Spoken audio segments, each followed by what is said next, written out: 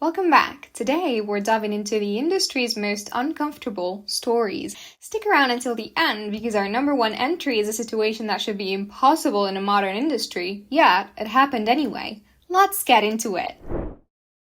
Number 5. T-Ara.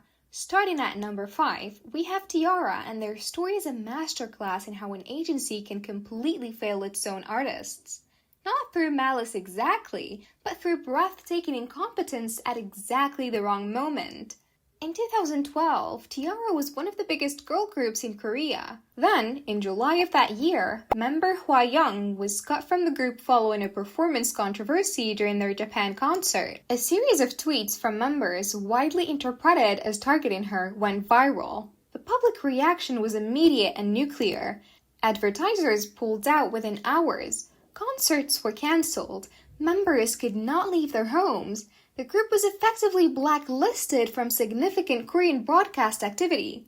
Here's where the agency failure enters the picture. Their label, Core Contents Media, under CEO Kim Kwang-soo, handled the entire situation with the PR instincts of someone actively trying to tank their own company. Instead of releasing a clear, factual statement, they put out vague, poorly worded communications that offered no meaningful defense of the members while simultaneously confirming nothing.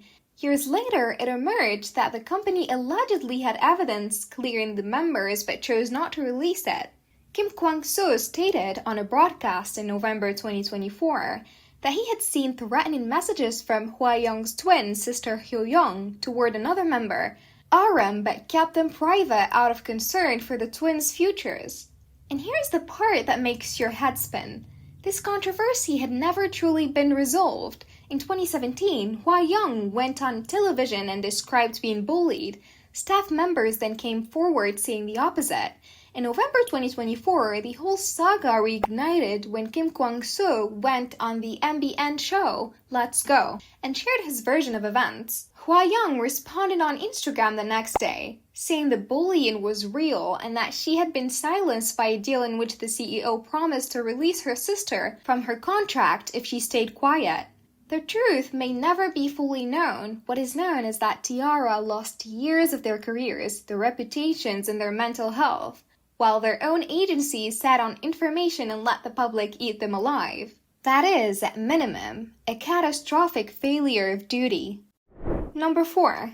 Glam. Glam was a girl group jointly formed by Source Music and Big Hit Entertainment. They debuted in July 2012, and they were genuinely interesting. Then, in September 2014, actor Lee Byung-hun went to police with a shocking report. He had been approached by 2 women who threatened to release a compromising video of him unless he paid them 5 billion Korean won, which is roughly 3.7 million US dollars. One of the women was Dahi, a member of Glam.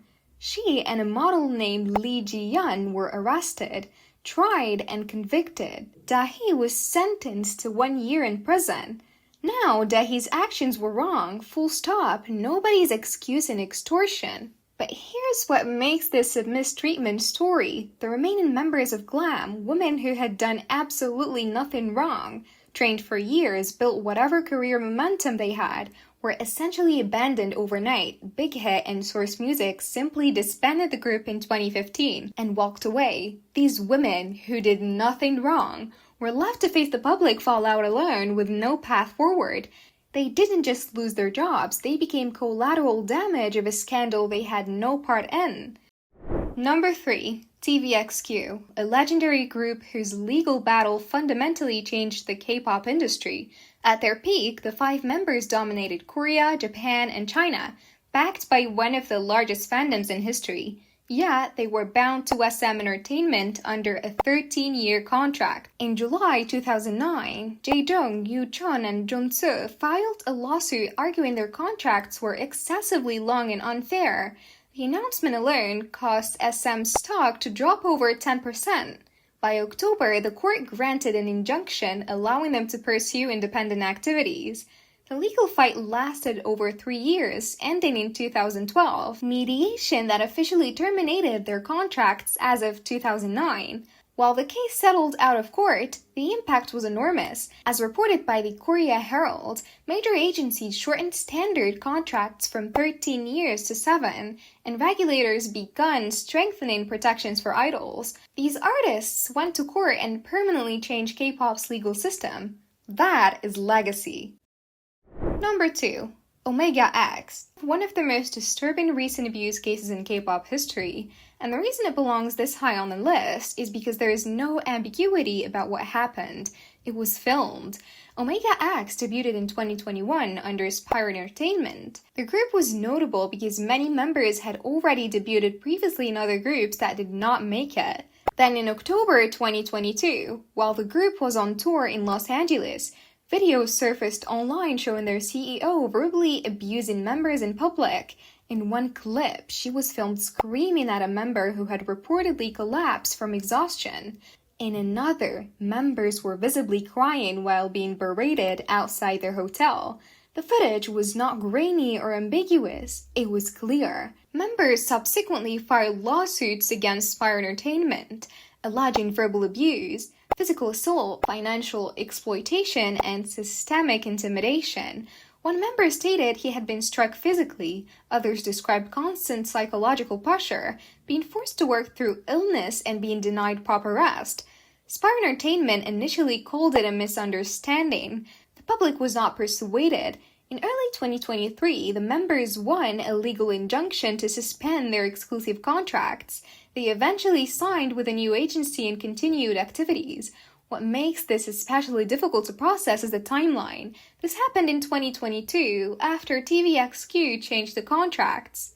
After years of public conversation about idol welfare, after every "we learned our lesson" moment the industry has offered, and it still happened, on camera. Number 1. The Eastlight. If the previous cases were disturbing, this one is different. This is not about contracts or neglect. This is about documented child abuse. The Eastlight debuted in 2016 under Media Line Entertainment. Several members were minors. In October 2018, leader Lee Seok-chul held a press conference and described 4 years of physical abuse by their producer, Moon Young. From 2015 to 2017, members were beaten with baseball bats, iron bars, and microphone stands. Lee described having a cable tied around his neck during practice. His younger brother suffered head injuries requiring therapy. The youngest victim was 12 years old. Members were ordered to hide CCTV cameras, threatened with death if they spoke, and abused in secrecy. The company's CEO, Kim Chang-hwan, was present during some incidents and allegedly told the producer to go easy. Medical records and photos were submitted to court. Moon Young pleaded guilty. In July 2019, both he and the CEO were convicted at the Seoul Central District Court for child abuse and related charges. The group later disbanded. What should have been the start of a music career became years of proven trauma, inflicted by the adults meant to protect them. If these stories moved you, like the video and comment which group's story hit hardest. If you like this kind of videos about K-pop, I highly suggest that you subscribe to my channel. See you next time!